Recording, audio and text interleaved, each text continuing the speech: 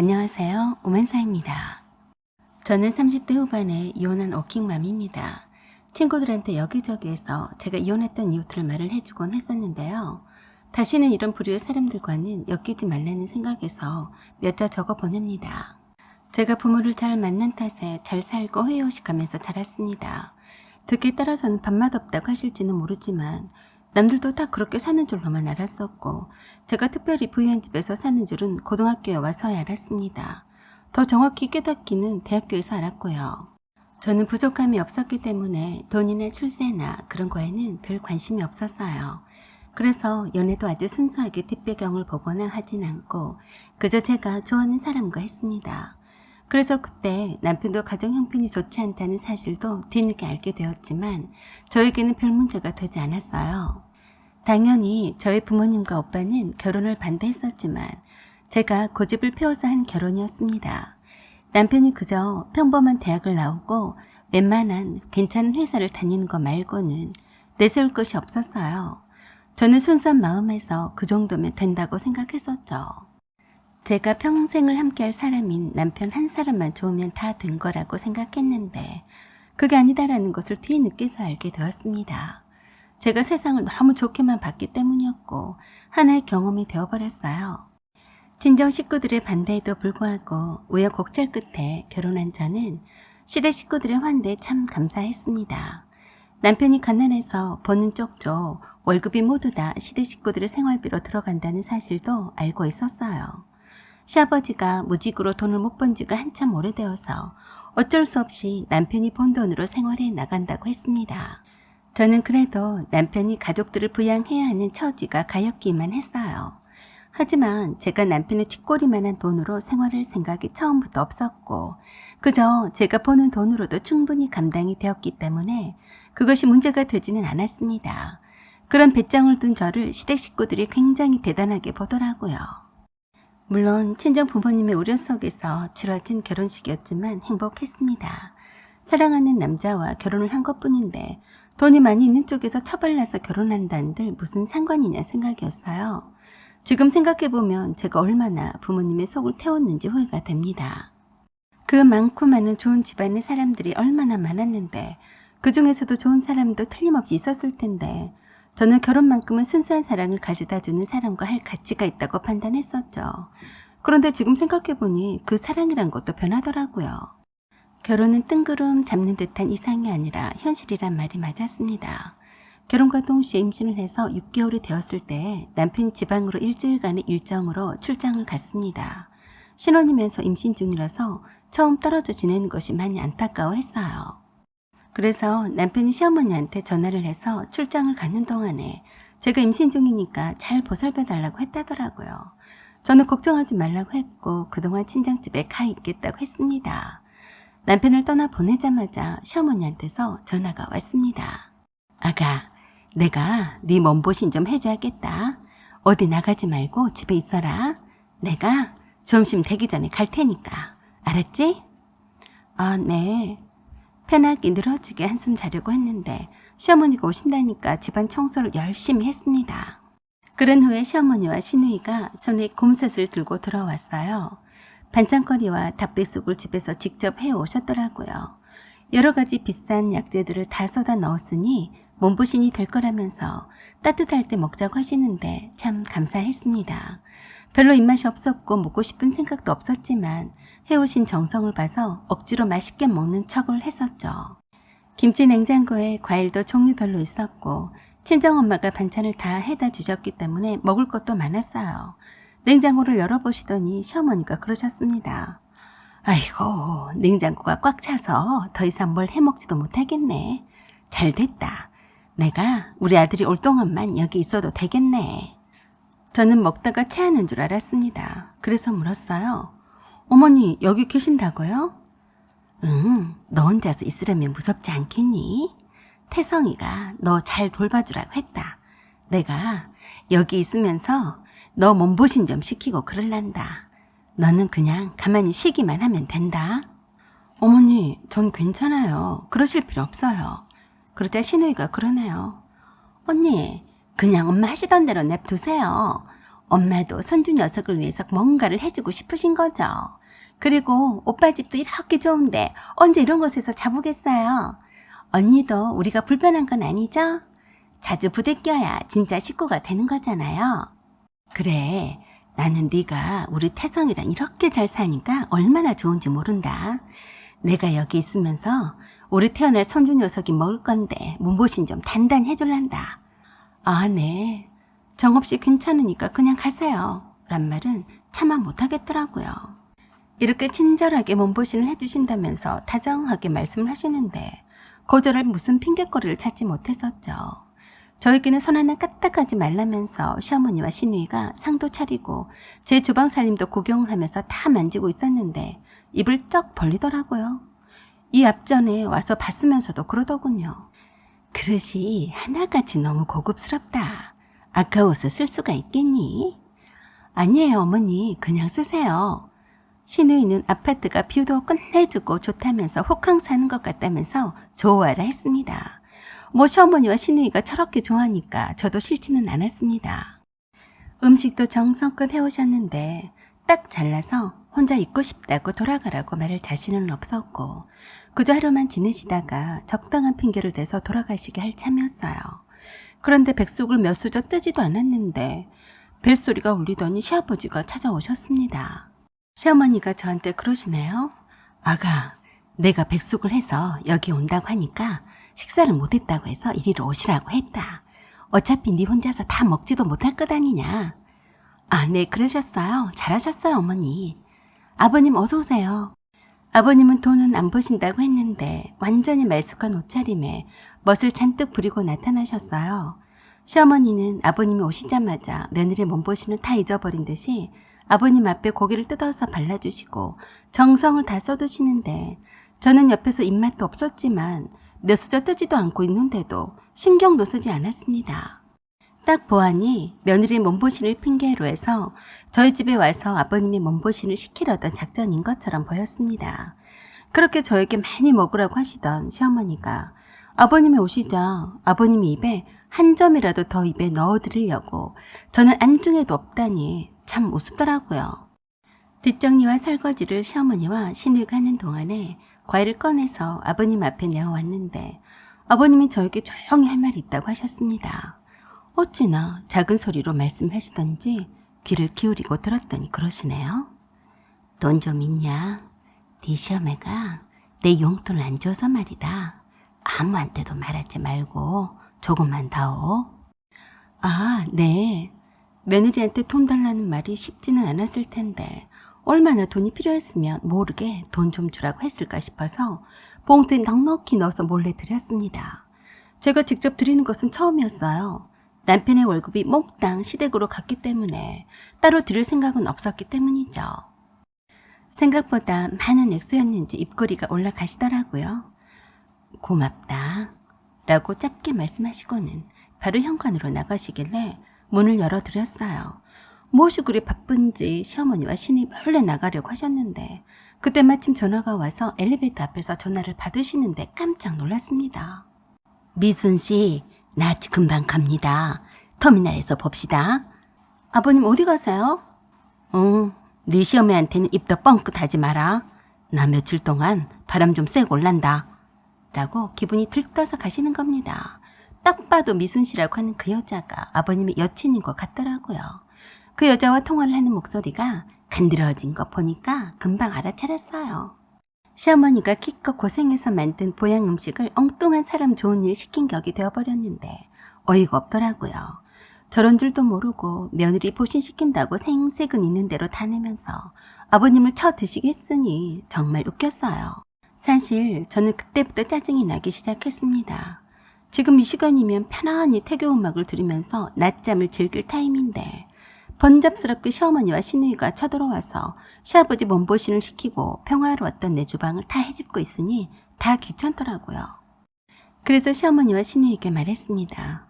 어머니, 일 그만하시고 지금 돌아가시면 안 될까요? 사실은 제가 친정집에 가 있기로 한 터라서 친정에서 저를 기다리고 있거든요. 그랬더니 화들짝 놀라면서 그러시는 겁니다. 무슨 소리냐? 이렇게 넓고 좋은 집을 놔두고 왜 하필 친정집에 간다는 거니? 친정집에는 다음에 가도 되잖니? 맨날 가는 친정집인데 좀 나중에 가면 어쩐다고 그러니? 어쩌다가 우리가 처음으로 왔는데 시어머니가 섭섭해 하길래 또 뭐라고 말을 못했습니다. 저렇게 우리 집에 있고 싶어서 환장을 하시는데 거기다 대고 안 돼요 라고 하면 너무 불쌍한 것 같았거든요. 친정집에는 내일이라도 가도 괜찮은 거는 사실이었으니 저도 더 이상 핑계를 못 대고 그저 하루만 잘 참고 지내보자는 심정이었습니다. 그래서 컨디션이 좋지 않아서 시어머니와 신우에게 한숨 자고 일어나겠다고 하고 안방에 들어가서 클래식 음악을 얇게 틀어놓고 잠을 잤습니다. 한참을 자다가 부스럭거리는 소리에 깼는데 신우가 안방에 있는 파우더룸에서 제 화장품을 만지고 있더라고요. 씻고 화장수를 바르고 있나 보다 했는데 글쎄 가만히 보니 내가 아끼던 비싼 마스크팩을 한 움큼 쥐고 있었어요. 그거 난방 욕실 서랍장에 넣어둔 건데 언제 또 그걸 열어봤나 싶어서 신경이 날카로워졌습니다. 거실 쪽 화장실도 있는데 굳이 안방까지 들어와서 내 물건들을 만지다니 살짝 기분이 나빴었죠. 아가씨 뭐해요? 응 언니 일어났어요. 화장 지우려고 하는데 저쪽 화장실에 클리닉 워터가 없어서요. 언니 거 썼어요. 괜찮죠? 네, 거기에 있으니까 써도 돼요. 그런데 언니 이거 많이 있던데 저 조금만 주시면 안 돼요? 라고 하면서 제가 아끼는 마스크팩을 한 움큼 쥐고 있더라고요. 아가씨 미안해요. 그거 내가 아끼는 거라서 저도 어쩌다 한 번씩밖에 못 써요. 대신에 다른 건 많이 있으니까 가져가요. 그랬더니 싫다면서 달라고 아양을 떠었는데 차마 못 준다고 못하겠더라고요. 아가씨 그거 비싸고 좋은 거라서 저도 아끼는 건데 특별히 이번 한 번만 주는 거니까 아껴서 잘 쓰세요. 그랬더니 언니 짱이에요 라고 하면서 좋아라 하는데 어떻게 안 주고 배기겠어요.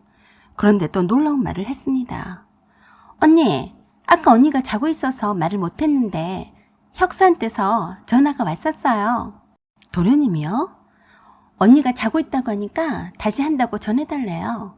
그런데 엄마가 백숙도 아직 남은 게 많아서 와서 먹고 가라고 했는데 괜찮죠?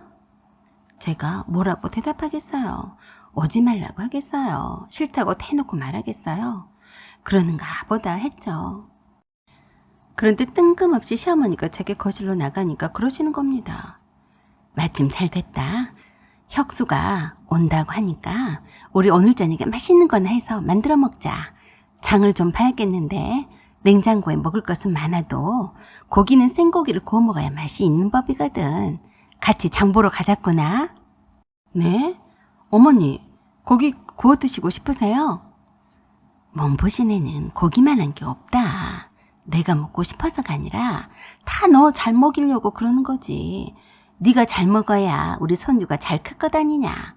그리고 냉장고에는 수박이 없던데 시원한 수박 한 통도 사자. 네 덕분에 우리도 잘 먹고 좀 좋으냐. 그래서 하는 수 없이 임신 6개월인 제가 제 차를 운전을 해서 인근에 있는 대형마트로 시어머니와 시누이와 함께 갔습니다. 저렇게 장 보러 간다니까 좋아 죽는데 좋은 일 좀 하는 셈 쳤습니다. 사실 저는 몸이 무거워서 가기 싫었거든요.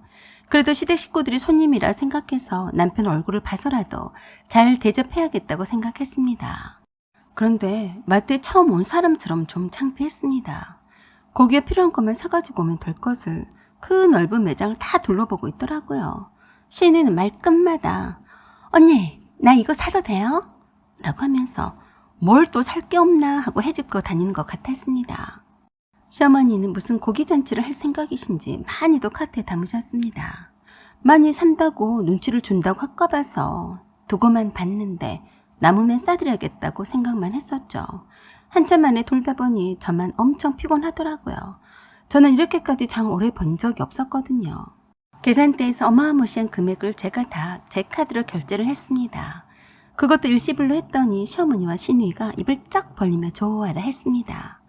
제가 일부러 자랑하려고 한 것이 아닌데 상당히 놀란 눈치였어요.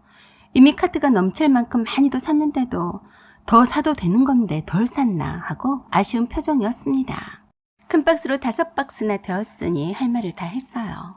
온 김에 시누이와 시어머니가 쓰실 생활용품들을 다 샀기 때문이었어요. 저 혼자 있었으면 조용히 깨끗할 집안이 이런저런 시누이와 시어머니 물건들로 어질러져 있어서 눈이 편하지 않았어요.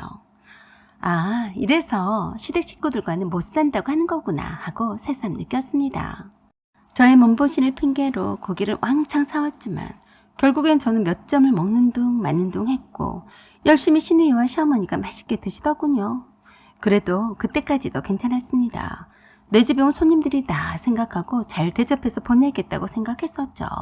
제가 그릇만 찾아준 것 외에는 모두 다 상차림이나 고기를 굽는 것이나 뒷정리도 시누이와 시어머니께서 하셔서 별로 힘들 것도 없었지만 그래도 피곤하더라고요. 혼자 있고 싶어서 힘들었습니다. 그때 시동생한테서 전화가 걸려왔습니다. 형수님, 제가 부탁 한 가지만 드릴게요. 네? 뭔데요? 제가 오늘 동창들을 만나서 기분 좋게 술 한잔을 했는데요. 형수님 자랑을 했더니 글쎄 이 자식들이 저한테 한턱 쓰라고 하네요. 형수님, 제가 이 차를 쏘기로 했는데요. 형수님이 지원해 주시면 참 고맙겠습니다. 허허. 약간 술이 얼큰이 취한 듯한 목소리여서 참 황당했습니다.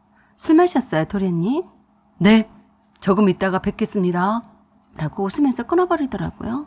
그러더니 시어머니와 통화를 하는 것 같더니 대충을 들어보니까 그러는 것 같았습니다. 도련님의 친구들을 한 8명을 데리고 갈 터이니 맛있는 거 준비해 놓으라고요. 그런데 시어머니 대답이 더 웃겼어요. 밖에서 술 그만 마시고 어여와. 여기 아파트도 넓은데 먹을 것도 많다. 낮에 먹다 남은 백숙도 아직 그대로고 고기도 많이 사다 놨다. 네 친구들한테 네 형집이라고 자랑하고 데리고 와라. 그건 좀 아니다 싶었습니다. 아무리 시어머니이시라지만 며느리한테 물어보지도 않고 자기 아들의 친구들까지 불러서 몸보신 시키려고 하다니 기분이 팍 상했습니다. 그런데다가 아들 친구들이 온다고 그 늦은 시각에 쓰지도 않았던 전기 돌판기와 교자상을 펼치고 그 밤중에 잔치상을 차렸습니다. 그리고 한참을 기다리고 있었는데 10시가 훨씬 넘은 오밤중에 기세에 등등하게 자기 형집이라면서 친구들을 데리고 들어왔습니다. 친구들은 멀쩡하게 생겼고 다들 인사성도 밝았습니다. 죄송합니다. 이렇게 늦은 시각에 오는 것이 아닌데 하도 괜찮다고 해서 말입니다. 실례하겠습니다. 저는 속으로 생각했네요. 겉은 저래도 속은 생 양아치의 날라리라고요. 시어머니는 마치 제 아파트가 시어머니 집이나 되는 양 거들먹거리셨어요. 여기에 고기도 많이 쓰니까 부담 갖지 말고 많이들 먹어요. 술 좀 줄까요? 라고 하시면서 저에게 혹시 양주 같은 거 있냐고 물으시는데 있긴 하지만 안 된다고 했습니다. 아니, 그것 좀 마시면 뭐 어쩐다고 그러냐? 그래도 안 된다고 단호히 잘라 말했더니 아주 섭섭해 하시더라고요. 별꼴을 다 보겠다. 네 시동생 친구들은 손님이 아니냐? 너는 돈도 많으면서 그깟 양주를 아까워하니? 모처럼 시동생이 친구들한테 폼 좀 잡겠다는데 좀 도와주면 안 되는 거냐? 어머니, 양주가 아니라도 폼 잡을 것은 많네요. 라고 말하고는 제 넓은 거실을 차지하고 그 오밤중에 고기 굽는 냄새를 피워가며 술판을 벌이고 있는 장면을 여러 장을 찍어서 남편에게 보냈습니다. 그리고 아버님께 드렸던 용돈과 장받은 카드 영수증을 찍어서 보냈어요. 네 집 식구들한테 나간 돈이니까 빨리 내 계좌로 입금해라. 아, 그리고 이 오밤중에 친구들 끌고 온 네 망나니 동생이 나한테 이용비 값을 받으러 온 것 같은데 그것도 내가 주고 보낼 테니까 함께 보내라. 그리고 덧붙여서 한마디 해서 보냈습니다. 출장 끝나고 너네 집으로 가라. 짐도 네 식구들이랑 함께 보낼 테니까 그래 하라. 그리고 아버지한테 전화를 걸어서 당장에 데리러 오라고 했습니다. 여기에 객식구들이 있어서 아버지가 오셔서 쫓아내달라고 부탁드렸습니다. 저희 아버지는 이게 무슨 난리냐고 하면서 오빠를 한 걸음에 달려오신다고 했습니다. 한편 내톡을 받은 남편은 시어머니에게 전화를 해서 거기가 어디라고 그러고 자빠져 있냐고 얼마나 난리 브루스를 쳤는지 시어머니와 시누이가 저에게 와서 뭐 하는 짓이냐고 야단을 치더라고요. 내가 네 몸보신을 해주려고 여기에 왔지 놀려고 왔니? 그래, 시동생 친구들이 와서 밥 한 끼 먹여보내는 것이 그리도 못할 짓이냐? 그래서 제가 똑바로 쳐다보고 말했습니다. 어머니, 거짓말하지 마세요. 몸보신은 무슨 몸보신이에요? 여친이랑 바람 잘 피라고 아버님 몸보신 해드렸고 아가씨는 어머니 몸보신 하느라 고기도 많이 드셨잖아요. 그런데 도련님도 모자라서 도련님의 친구들까지 제가 제 집에서 몸보신을 해주란 법이 있어요. 그리고 제가 거실로 나가서 한창 흥청망청 술에 취해 있는 망나니 같은 도련님과 도련님의 친구들에게 말했습니다. 당장 일어나서 돌아가세요. 여기는 더 이상 혁수 씨의 형 집도 형수님 집도 아니니까 빨리 나가세요. 이게 뭔 소리냐며 웅성웅성 거리기만 하고 있어서 상을 엎어버릴 기세로 들었다 놨다 했더니 그릇이 엎어지고 난리가 났습니다. 그때서야 주섬주섬 일어날까 말까 하더라고요. 그러자 도련님이 저에게 소리를 질렀습니다. 형수님 왜 그러세요? 이게 뭐하는 짓이에요? 말 똑바로 해. 내가 왜 네 형수님이냐? 네가 나를 형수님으로 알았으면 이렇게 망나니같이 나오니? 빨리 안 나가? 저는 경찰을 부르기 전에 빨리 다 나가라고 했습니다. 그러는 나를 향해서 양아치 같은 도련님이 욕을 한 대박을 퍼부으면서 친구들을 데리고 나갔습니다. 친구들이 자기네들끼리 그러더라고요. 야, 네 형수 또라이 아니야? 완전 미쳤구만.